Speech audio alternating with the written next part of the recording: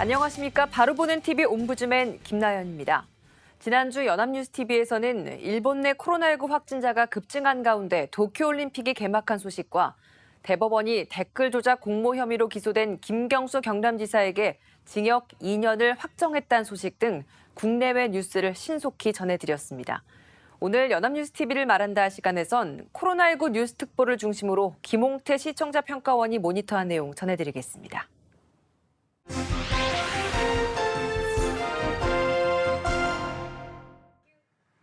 연합뉴스TV는 지난주에 보복범죄가 잇따르고 있다는 내용을 보도하며 이에 대한 대책이 미흡하다는 것과 중환살인죄에 대하여 재판부가 격리 차원의 형을 선고했다는 내용을 보도했습니다.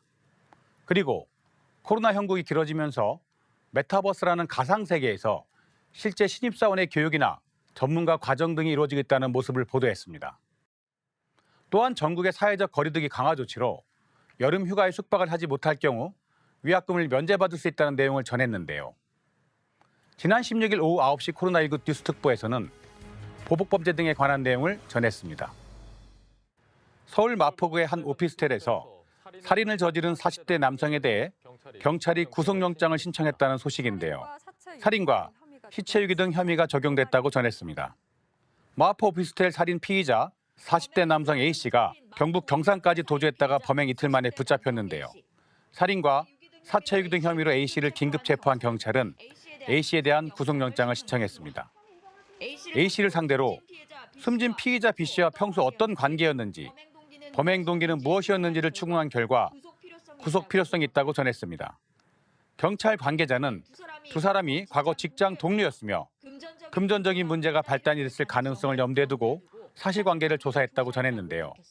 경찰에 따르면 A씨는 지난 13일 오후 B씨가 일하던 서울 마포구의 한 오피스텔을 찾아가 흉기로 A씨를 살해한 후 여행용 가방에 시신을 싣고 경산으로 이동해 비닐에 쌓인 시신을 정화조에 유기한 것으로 전해졌습니다. 재판부는 A씨가 도주의 우려가 있다고 구속영장을 발부했습니다. 이어서 수원고법 형사 1부는 지난 16일 옛 연인을 살해한 뒤 시신을 훼손하고 유기한 혐의로 1심에서 징역 35년을 받았던 유동수의 항소심 선고 공판에서 원심을 파기하고 무기징역을 선고했는데요. 피고인은 피의자를 살해하고 증거를 인멸하기 위해 사체를 훼손 유기하고도 범행을 일관되게 부인한 것도 모자라 수사기관이 사건을 조작해 누명을 씌웠다고 주장하는 등 재판부를 속이려 했다며 사회와 영구 격리가 필요하다고 한 선고 이유를 전했습니다. 유동수는 지난 7월 25일 경기 용인구 처인구 자택에서 과거 교제했던 중국 교포 40대 여성 A씨를 살해하고 시신을 훼손해 유기한 혐의로 기소되었습니다. 지난 17일 오전 9시 코로나19 뉴스 특보에서는 최근 충격적인 보복범죄가 잇따르며 친구 그리고 직장 동료의 목숨을 앗은 이딴 오피스텔 살인 사건도 피해자에 대한 앙심이 범행 이유였다고 전했습니다. 보복범죄에 대한 피해자들의 두려움은 커지고 있지만 대처는 미흡한 상황이라고 합니다. 기자는 지난달 발생한 마포 오피스텔 감금살인 사건에서 성인인 피해자는 발견 당시 34kg이었는데요. 피의자들을 고소했다는 이유로 죽임을 당했다면서 또한 이번 달 발생한 또 다른 마포 오피스텔 살인 사건은 돈 문제로 직장 동료에게 앙심을 품은 이의 범행으로 확인됐다고 전했습니다. 경찰청에 따르면 보복 피해에 노출된 피해자들이 신청하는 신변 보호 조치 건수는 지난 2017년 6,800여 건에서 지난해 1만 4천여 건으로 2배 넘게 증가했지만 사법기관의 대처는 미흡하다고 전했습니다. 최근 한 해 동안 보복범죄 불구속 수사율은 구속 수사보다 40% 가까이 많고 법원 역시 기소된 사건 중 40%에 대해 집행유예 선고를 내렸는데요. 선제적 예방을 위한 경찰 인력과 스마트워치 등 예산도 현재 늘어나는 보호조치 수요를 따라가지 못하는 실정이라고 합니다. 이웅혁 건국대 경찰학과 교수는 두려움 때문에 경찰 등 사법기관에 신고를 안 하게 된다면 형사사법 기능도 와해가 될 수 있다면서 어떤 것보다 우선순위를 둬서 예산과 보복범죄에 대한 안전기능에 만전을 기해야 한다고 전했습니다. 보복범죄에 대한 더 강력한 처벌과 스마트워치 등 신변보호 장비를 구비할 필요가 있다는 지적도 함께 전했습니다. 지난 17일 오전 9시 뉴스특보에서는 최근 충격적인 보복범죄가 잇따르고 있다면서 보복범죄에 대한 피해자들의 두려움은 커지고 있지만 사법기관 등의 대처가 미흡한 상황이라고 전했는데요. 특히 예방을 위한 예산이 늘어나는 보호조치 수요를 따라가지 못하는 실정이라고 상황 분석을 정확히 전하고 있습니다. 다만 이러한 보복범죄는 특정범죄 가중처벌 등에 관한 법률에 의하여 가중처벌될 수 있다는 점은 한번 짚었으면 좋았을 것입니다. 그리고 위의 보도처럼 불구속 수사율이 높고 처벌의 정도가 낮기 때문에 실제 보복범죄를 막기 위해서는 가해자에 대한 처벌 강화와 신변보호 장치를 강화해야 한다는 멘트는 좋아 보입니다. 옛 애인을 살해한 유 씨에 대하여는 작년 8월경 신상 공개 결정이 이루어졌는데요. 경찰은 그의 얼굴을 일부를 가리지 않고 공개하였습니다. 이러한 보도를 함에 있어 사실관계를 파악하는 면이 중요하기도 하지만 살인죄 등 흉악범의 경우에는 신상 공개와 영장 청구 여부 및 재판부의 중요한 선고 이유 등은 꼼꼼하게 보도하는 모습이 필요해 보입니다. 이 보도들은 이러한 부분에 대하여 충실하게 반영하고 있는 모습입니다. 지난 18일 오전 9시 코로나19 뉴스 특보에서는 메타버스를 통한 신입교육이 이루어지는 모습을 보도하였는데요. 요즘 새롭게 떠오르는 말 중에 메타버스라는 것이 있는데요. 현실과 가상세계가 뒤섞인 플랫폼을 의미하는 것으로 코로나19 사태로 더욱 주목을 받고 있다고 합니다. 단순히 회사 바깥에서 일하며 화상으로 연결하는 비대면을 넘어 이 메타버스를 업무 공간으로 활용하는 움직임까지 등장하고 있다는데요. 김지수 기자는 가상공간 메타버스 플랫폼에 만들어진 미국 카네기 멜론 대학교 캠퍼스에 LG전자 직원 100여 명의 아바타가 모였다면서 코로나19로 대면 행사가 어려워지자 가상의 공간에 실제 사람이 아닌 사람들의 캐릭터를 담은 아바타가 모여 소프트웨어 전문가 과정 수료식을 연 거라고 합니다. 메타버스는 초월을 뜻하는 메타와 세계를 의미하는 유니버스의 합성어라고 하는데요. 풀밭에 모여주시면요. 함께 수료식을 시작하도록 하겠습니다. LG 디스플레이가 메타버스에 구현한 경기 파주, 경북 구미, 서울 여의도, 마곡 등 국내 4개 사업장에선 신입사원 교육이 한창인데요. 200명의 신입사원들은 사업장을 자유롭게 돌아다니면서 화상캠으로 소통하고 미니게임 등에 참여했는데요. 사원들과 교류에 도움이 됐다는 반응이 90%를 넘었다고 전했습니다. 현대모비스도 신입사원도 조별 모임을 메타버스에서 열었고 공기업 중엔 서울시설공단이 메타버스를 활용한 노사 간 만남을 통해 업무 협약식을 진행했는데요. 아직은 대부분 실험 단계라 현실의 사무실을 대체하는 수준에 이를지는 좀 더 지켜봐야 한다고 합니다. 유정현 중앙대 경영학과 교수는 메타버스 공간을 어떻게 잘 설계할 것인가, 그 속에서 어떤 교육 내용과 기업 활동 등을 잘 배치할 것인가, 참여자의 동기부여를 어떻게 할 것인가를 치밀하게 기획할 필요가 있다고 전했습니다. 기자는 다만 코로나19가 비대면 세상을 앞당기면서 이제 기업 업무마저 가상공간 속에 펼쳐지기 시작했다는 점은 분명하다고 마무리했습니다. 코로나로 인한 거리두기 제약에서 모임이 힘들어지자 제약 없는 가상적 세계에서의 만남이 가능한 메타버스가 관심을 받고 있습니다. 특히 위 보도는 LG 디스플레이나 현대모비스가 신입사원 모임이 메타버스에서 열리고 있다고 전했습니다. 시청자들이 궁금해할 영역에서 실제 신입사원 모임 등이 이루어진다고 설명하며 메타버스에 대한 설명을 이끌어낸 것은 좋았습니다. 즉, 메타버스가 단순 사교와 문화의 장을 넘어 현실적인 업무의 장을 열고 있다는 측면 보도는 돋보이기도 합니다.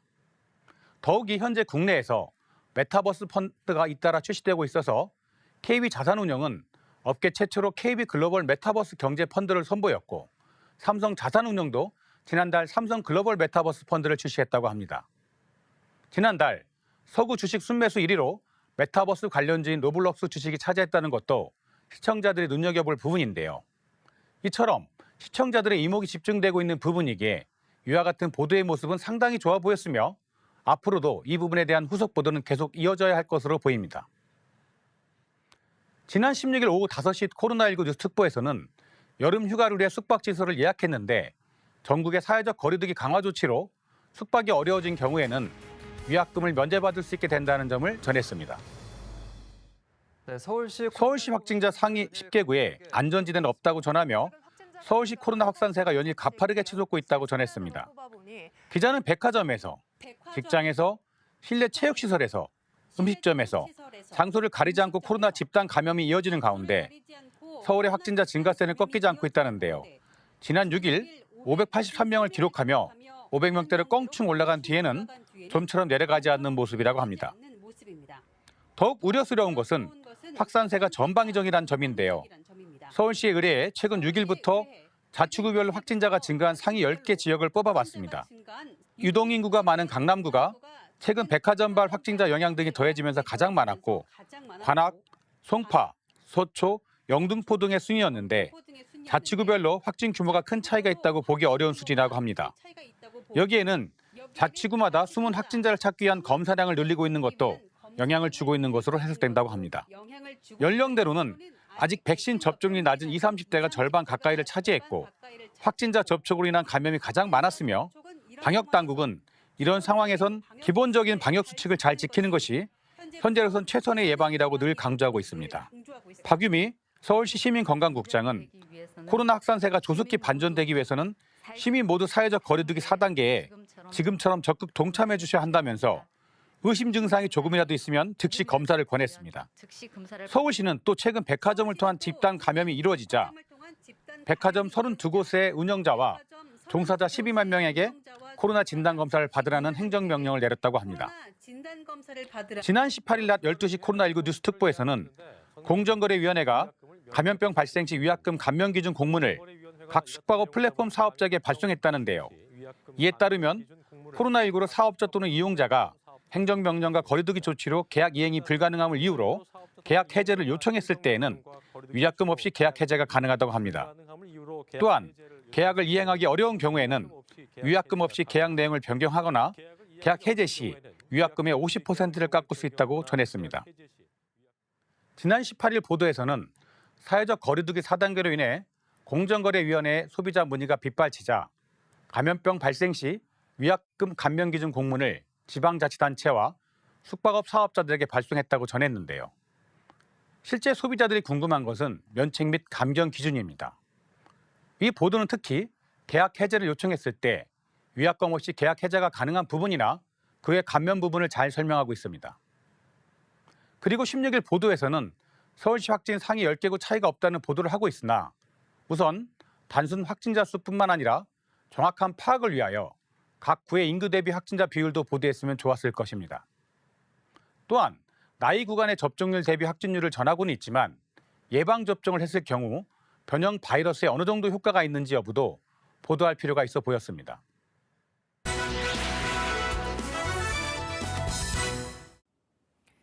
이번 순서는 주말에 방영되는 제작 프로그램을 대학생의 시선으로 분석하고 평가한 내용을 들어보는 캠퍼스 TV 리포트 시간입니다.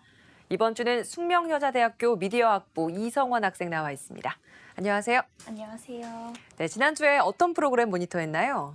네, 저는 지난 17일 오후 9시 30분에 방송된 탐사보도 뉴스 프리즘을 모니터했습니다. 이번 방송에서는 정치권에서 뜨거운 이슈가 된 여가부 존폐 논란에 대해 다뤘습니다.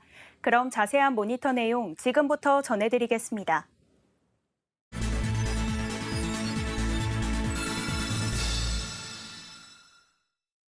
국민의힘 대권주자들이 잇따라 여성가족부 폐지를 공약으로 앞세우며 여가부가 혹독한 성인식을 치르고 있다는 내용으로 방송이 시작됩니다. 논쟁이 번질 모양새입니다.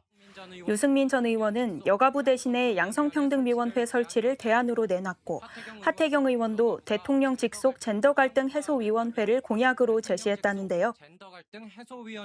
36살 청년 이준석 대표도 현 정부의 권력형 성범죄 등을 예로 들며 여가부가 여성 권익 보호를 위해 한 게 무엇이냐고 물으면서 하태경 의원의 공약에 힘을 보탰다고 합니다. 반면 여권에서는 비판이 쏟아졌다고 하는데요. 이재명 대선 예비후보는 여가부의 역할을 확대할 시점이지 없애버린다는 건 무책임한 이야기라고 전하고 이낙연 후보는 지금은 여가부를 없앨 그날이 아니라고 전합니다. 야당 안에서도 경계의 목소리가 나온다는데요. 윤희숙 의원은 여성을 넘어선 양성평등 본질과 청소년, 모든 형태의 가족 지원에 충실한 양성평등 가족부로의 개편을 주장했습니다. 이어서 여성가족부의 20년 역사를 돌아보는 코너가 이어졌는데요. 여가부의 기본 가치는 여성 권익 보호인데 최근 여가부 역할론에 국민 시선이 쏠릴 만한 사건이 있었다고 합니다. 바로 강남역 화장실 살인 사건, 미투 운동, N번방 사건 등의 젠더 이슈인데요. 특히 두 지방자치단체장의 성추행이라는 초유의 사태까지 발생했지만 후속 처리 과정에서 여가부가 명확한 입장을 내놓지 않은 것은 여성보다 정권이 먼저라는 비판을 불러일으켰다고 합니다. 정권이 먼저란 비판이 그렇다고 해서 20년 역사를 모두 부정당할 일은 아니라고 하는데요. 80조 원 넘는 보건복지부와는 비교도 안 되고 통일부보다도 규모가 적다고 합니다. 규모가 적습니다. 그럼에도 인력 규모는 300명도 채 안 되는데 양성평등, 청소년, 다양한 가족, 인권 등을 아우르는 일을 하고 있다고 합니다. 이어서 지난 20년간 여성가족부가 우리 사회에서 한 일에는 어떤 것이 있는지 살펴봤습니다. 성폭력 피해자 지원을 위한 해바라기 센터, 호주제 폐지, 일본군 위안부 피해자 기리배날 제정 등이 있다고 하는데요.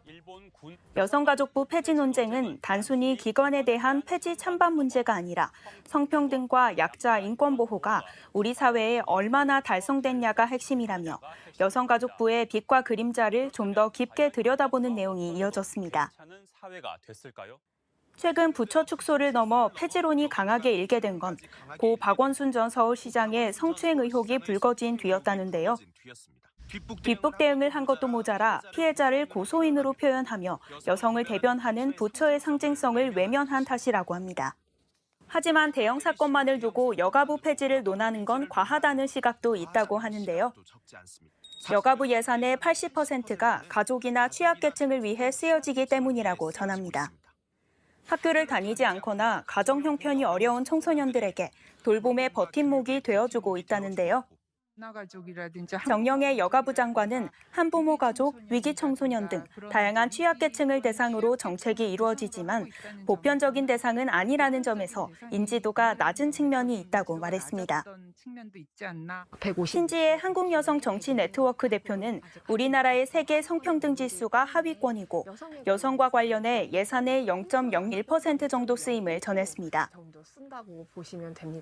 전문가들은 폐지 찬반 논의 전에 업무 중복 효율성 측면에서 종합적인 부처 개편 논의부터 시작해야 한다는데요.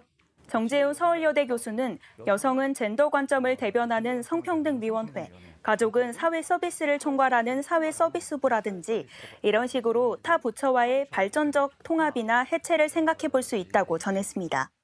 이런 걸 한번 생각해 볼 수 있겠죠. 이번 여가부 폐지 논란을 대선을 앞둔 경쟁의 소재로 삼을 것이 아니라 시대적 흐름에 맞게 역할을 재정립하는 방향으로 접근해야 한다는 말로 방송은 마무리됩니다. 네, 모니터한 내용 잘 봤습니다. 그럼 이성원 학생은 이번 뉴스프리즘에서 어떤 부분이 가장 인상 깊었나요? 네, 저는 여성가족부 폐지 논란에 앞서 주목해야 할 부분은 성평등과 약자 인권 보호가 우리 사회에 어느 정도 달성됐냐에 있다는 말이 기억에 남습니다.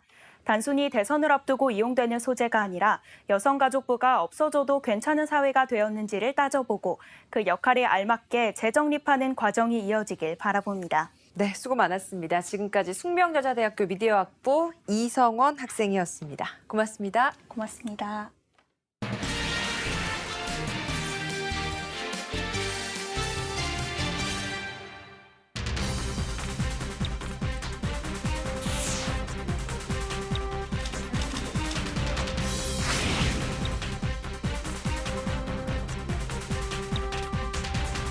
코로나로부터 벗어나서 정상 사회로 복귀를 위해서 노력해야 하는 것 아니냐라고 하는 판단들이 있었고요.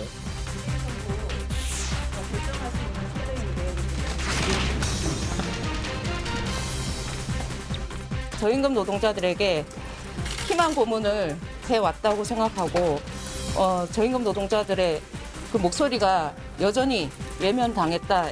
근본 최저임금 결정으로 파생되는 모든 문제에 대한 책임은 경제 현실을 외면한 채 이의적인 투쟁만을 거듭한 노동계와 이들에게 동조한 공익위원이 져야 할 것입니다.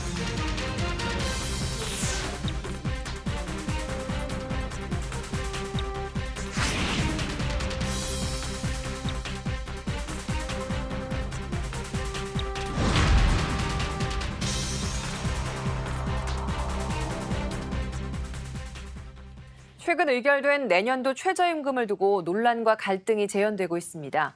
노동계와 경영계 모두 강하게 반발하는 가운데 매년 노사 간의 극한 대립과 사회적 갈등을 야기하는 최저임금 결정 방식을 개편해야 한다는 목소리도 커지고 있습니다.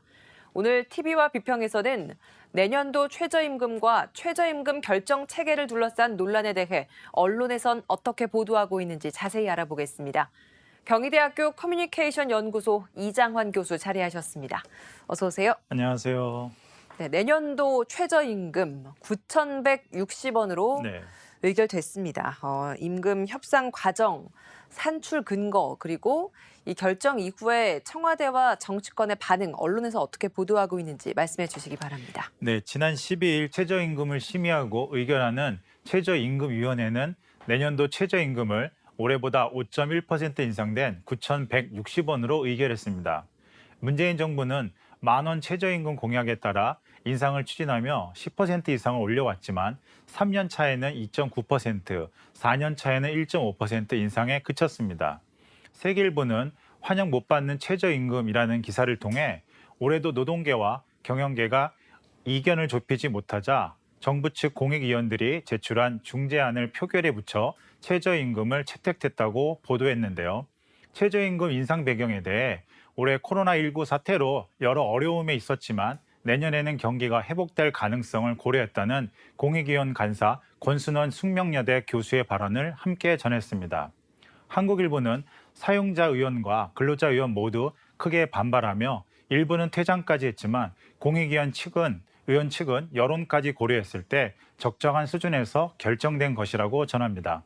하지만 저임금의 산출 근거는 노동계와 경영계의 주장이 가장 격렬하게 엇갈리는 부분이었으며 올해만 해도 노동계는 산출 근거로 노동연구원의 임금 상승 전망치와 소득 분배 개선치, 산입 범위 손실 보상치 등을 기준으로 인상을 요구했는데요. 이에 반해 경영계는 코로나19 여파 등 정성적 기준을 근거로 동결을 주장했습니다. 경향신문은 노사 모두 반발한 최저임금 9,160원이란 기사를 통해 노동계는 문재인 정부를 향한 총력 투쟁에 나서겠다고 선언하고 경영계는 정식으로 이의 신청을 내겠다고 밝히면서 최저임금을 둘러싼 진통은 당분간 이어질 것으로 보인다고 보도했습니다.